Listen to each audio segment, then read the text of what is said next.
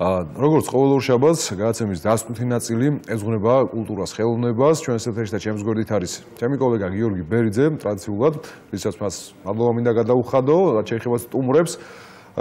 პოეტთა ტანდემი ყავს მოკლედ სტუმრად, რომლებიც საკმაოდ პოპულარები არიან დღეს ჩვენ საზოგადოებაში. აშა მარგიანი და ნიკოლოზ ტოტოღაშვილი, მოკლედ ორი ესეთი ახალგაზრდა პოეტი, რომელიც საკმაოდ საინტერესო არაჩვეულებრივი ახალგაზრდები, კარგი ხელოვანები, სანამ წარვადგენ ჩვენს სტუმრებს, პოეტებს. მანამდე მიულოცავ ჩვენს ტელემაყურებელს ნათლისღებას, წარმატება, წინსვლა, ხვავი, ბარაკა, ჯანმრთელობა, უფლისწყალობა არ მოყოლებოდეს. თქვენ საკმაოდ კარგად გიცნობთ საზოგადოება, პოეზიის მოყვარულები, მით უფრო მე გადავხედე YouTube-ის სოციალურ ქსელს და უამრავი შეფასებაა, დადებითი შეფასებები აქვს და მოდი სანამ თავს წარგვიდგენენ, დაიწყონ ლექსით, წარადგინონ თავი, შემდეგ უკვე გადავიდეს შემდეგზე. მოგესალმებით პირველ რიგში, მოგილოცავ დღევანდელ დღეს, მოგილოცავ სრულიად საქართველოს უსწრებ ბედნიერებას, ღვთისწყალობა არ მოკლებოდეს. მე ვარ სტუდენტი 20 წლის, თბილისის სახელმწიფო სამედიცინო უნივერსიტეტში ვსწავლობ, მეორე კურსზე ვარ. წერო ლექსებს და რაც შეეხება ლექსით გახსნას, მე თემატიკის მიხედვით სიყვარულით გავხსნი. შეყვარებული თუ ხარ? არა, შეყვარებული არა. აბა როგორ წერ? თავისებურად. შეიძლება მიყვარს და არ ვიცი. სიმაღლით არც თუ ისე გავხარ და ღმერთო ჩემო. ხრებიდან სიმარტოვის ჟონავენ ფიგურები. მინდა ამ შუაღამით ჩემს ჯვარცმად შეგიერთო, ოთახში ჩაკეტილი ბავშვით ვიყურები. თვალებიდან ცივიან პლანეტები, განცდებს რომ პარავენ ერთურთის თანამგზავრებს მიყვარხარ, ისე რომ გულში არ დამეტევი მოდი და უსაშვილოდ ჩემს თვალებს და მომსგავსე. დადუნდეს მიდა მოდაღრუბელთა არითმია. თავიდან ვერ ვიშორებ საჰარის ჰარმატანებს, ახლა ეს სიტყვებიც უბრალო გარითმოა, თორემ მეც როცა წავალ არაფერს გამატანენ. და ასე ყოველი დღე, ყინვაზე მონოტონურ. მაჯაზე მემსხრევა სიცივის ფაიფური. ახლა შენს ქუჩაზე თავხედი მარტია და შენს მისი იების გვირგვინი დაიხურე. ასეთი ღელვა მაქვს და შემდეგი მადრიგალი. კედლებზე მასკდება სურვილთა ვაპორეტო. ვაი რომ არ გავხდები გზნობების მათხოვარი თორემ, სხვა არაფერი არ შემრჩა საპოეტო. და ასე გრაცია და უფრო რეგრაციოზულ. თვალებმა საიქიოს სამყოფელს გამამგზავრეს. და ასე მთელს სხეულში ცოდვა მაქვს გამოჩრილი როგორც მით გადავსებულ ფიოდორ კარამაზოვს. სიმაღლით არც თუ ისე გავხარ და ღმერთო ჩემო, ხრებიდან სიმარტოვის ჟონავენ ფიგურები. მინდა რომ პლანეტები ერთ წკრივში გავაჩერო და შენი ფანჯრისაკენ ფანჯრიდან ვიყურები. მუსიკა როგორ მოუხდა? შენი წარდგენა იყო მოკლედ. ფინგად კი დაასებული, ძალიან სევდიანი არის. მოდი ვაშა მარგიანს მოусმინოთ. მოგესალმებით, მივესალმებ მაყურებელს. პირველ რიგში გილოცავთ რა თქმა უნდა ნათლისღების ბრწყინვალე დღესასწაულს და გფარავდით.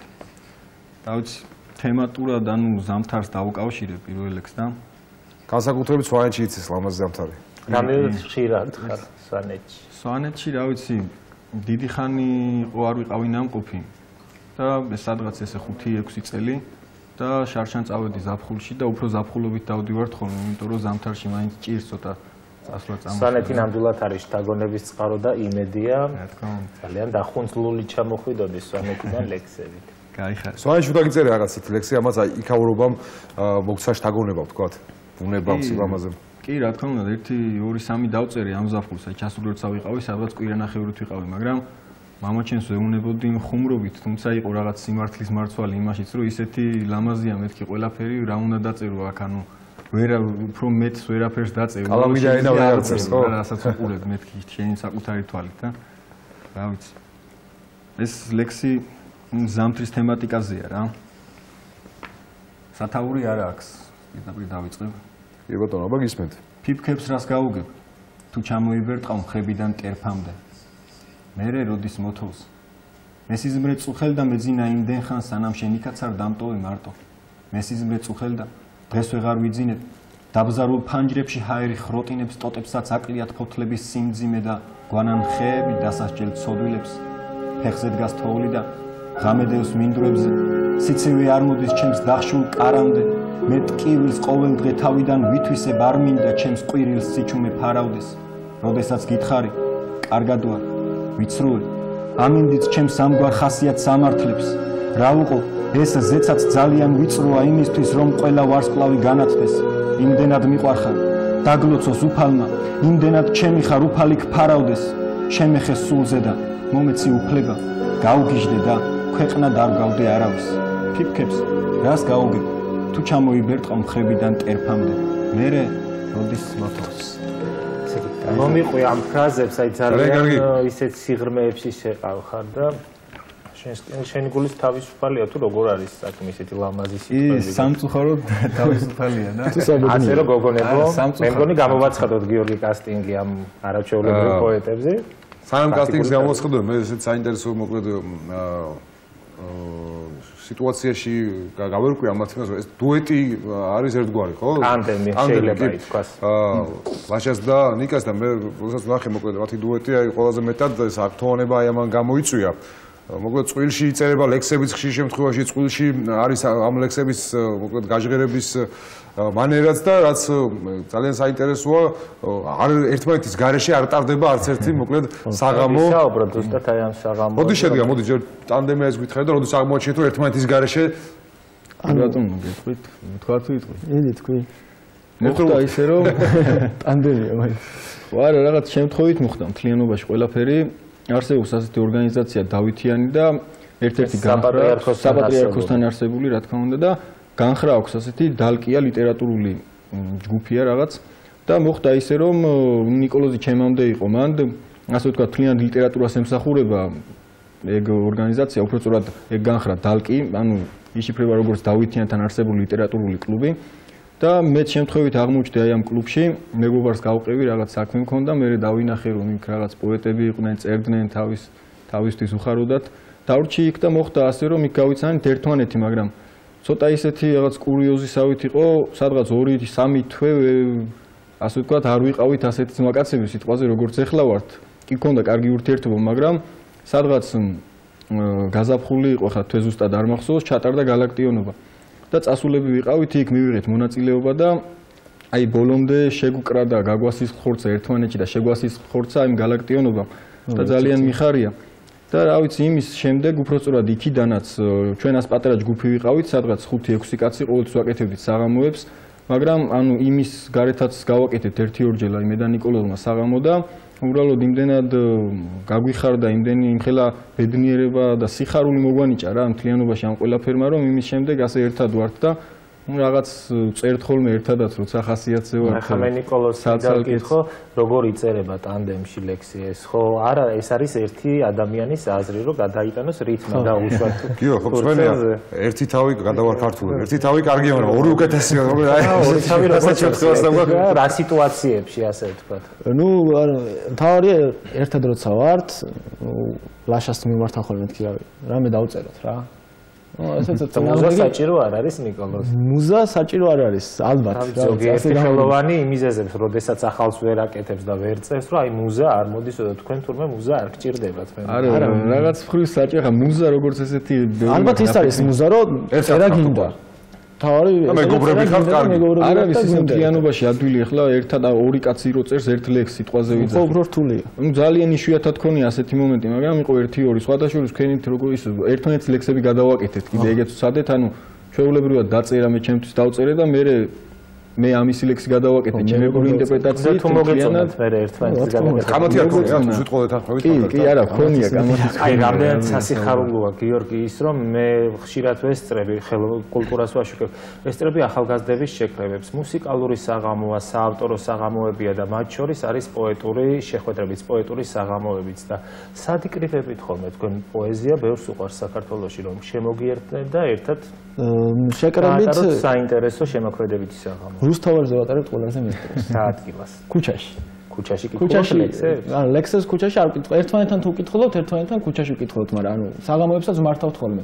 იგეგმება ახლა ჩემი დალაშას საღამო ახლოს მომავალში მინდა რომ საღამო გავაკეთოთ და ისე ერთად როცა ვართ ხოლმე ყავს კიდე რამოდენიმე მეგობარი პოეტი რუსთაველზე ვართ ხოლმე უმეტესად იქ ვართ ხოლმე იქ ვკითხავთ ერთმანეთს ძირითადად მაინც დავითიანის ქუჩაში ანდერგრაუნდის ფაქტიურად ქუჩის პოეზია ანუ ბოლო ერთი თვეა სადღაც ან შეიძლება ცოტა მეტი ანუ ესე კონკრეტულად აღარ ვიკრიბებით ანუ ძირითადად ქუჩაში ვართ და მანამდე აი როგორც აღნიშნე ვიყავით დავითიანში ვიყავით კი ეხლაც ვართ მაგრამ უბრალოდ რაღაც შესუსტდა ეს ის შემართება თუ რა ვიცი რა დავარქვა. შევს გაზაფხულობა გამოცოცხლდებით იმედია. პარასკევებით ვაკეთებდით ყოველ კვირას აღამოებს, მოდიოდნენ იქ როგორც პოეტები, ისე ის ხალხი, ვისაც უყვარდათ მოსმენა უნდათ პოეზიის და ასე შემდეგ და გვიხაროდა და ახლაც გვიხარია და რა ვიცი შეძლებს დაგვარა. დავაით ეს ხა ძეგარ შევიდი რაღაცა დიკამ.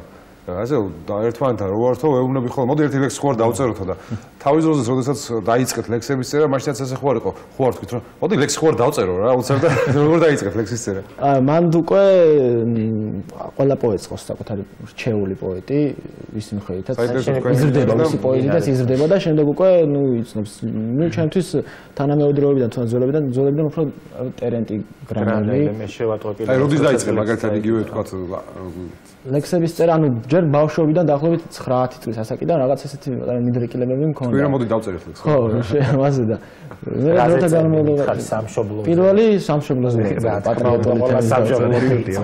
ისლამიერად არ შეიძლება. სამშობლოთი დაიწყე და ანუ როცა მე რაღაც პატარებას წერდი მე თავის დანებება და უკვე სისტემატიურად რასაც ქვია რომ ამ საქმეს შეუდექი და ვცდილობ რომ წერო და რაღაც გამომივიდეს ეს უკვე დაახლოებით 17 წლის ასაკიდან სისტემატიურად წერდი დავიწყე უკვე წერა და დროთა განმავლობაში უკვე ვიზრდებოდი შემდეგ ვეცნობოდი თანამედროვეების თუ ძველ პოეტების შემოქმედებას და ეს უფრო მეხმარებოდა იმისთვის რომ ფეხი უფრო უკეთესად ამერიკადა და რაღაც უფრო გავზრდილიყავი პოეზიაში და საკუთარ შემოქმედებაში მაშინ მოდი გითხარი მეც ვიტყვი მაშინ ერთ-ორ სიტყვას ანუ მე ახლა რო თქვა ესე რომ ავდექი და დავიწყე წერა ესე არ დამიწყია რა ვიცი სადღაც 6 წლიდან სკოლაში რაც შევედი თითქმის იქიდან წერ და ძირითადად გამოიწვია მაინც იმა რომ ბიძა მყავდა პოეტი სამწუხაროდ დღეს აღარ არის გარდაცვლილი არის და ანუ იყო პოეტი როგორც იცით ანუ თავისთვის წერდა ისიც არ იყო ესე ფართო მასებისთვის ცნობილი სვანეთში ცხოვრობდით მაშინ სადღაც 7 წლის ვიყავი რომ გადმოსახლდი რუსთავში ვცხოვრობ ახლა და აი ქალაქში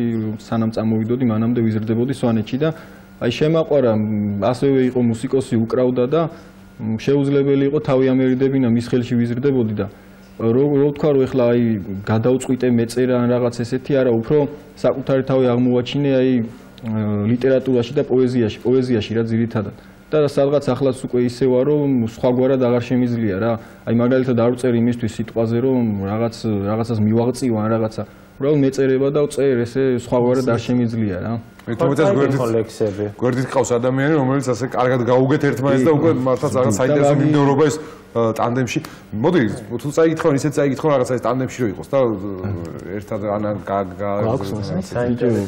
ის რო მწერვალებზე მაგრამ რა ვიცი რანაირად გამოგივა ერთად წავიკითხო ხო კარგი იქნება ლექსში კი არა ნუ ალბათ ეს ფრაზები როგორც კითხულობთ აი რაღაც ხედრე ნუ როგორც კითხულობთ ისე წაიკითხო არა ეს ერთი ლექსი ტანდემში ლექსის კითხვა მაგრამ ჯობია რომ ჩვენ თვითონ კი ბატონო მაშინ როგორც წაიკითხე მაშინ რაიმე შენ და მე გავაგრძელე მე წავიკითხა ლექს ქვია ანაბელი ბევრ პოეტს აქვს ეს ანაბელის შთაგონება ედგარ ალან პოს აქვს ანაბელი და თანამედროვეობაშიც ბევრს აქვს ანაბელი თქვენ ანაბელზე მოყევით მე ჩემ ანაბელზე წავიკითხა ეს ანაბელ ეს შენი მხრებია ეს შენი თმები და უბრალოდ როდესაც შენს თმაში წვებიან თითები მე ხდები ღრუბელი და შენ ხარ დეკემბრის ნიავი და აქრი და მიყყავარ არასდროს შენკენ რომ არ იყოს გვიანი კოცნის და სხვამ რომ არ დამასწროს ანაბელ ეს შენი ცა არის ეს შენი ტყეა და მაწუხებს მაგ შენი მუხლების ცახცახი რომელსაც გული ვერ ავუწყო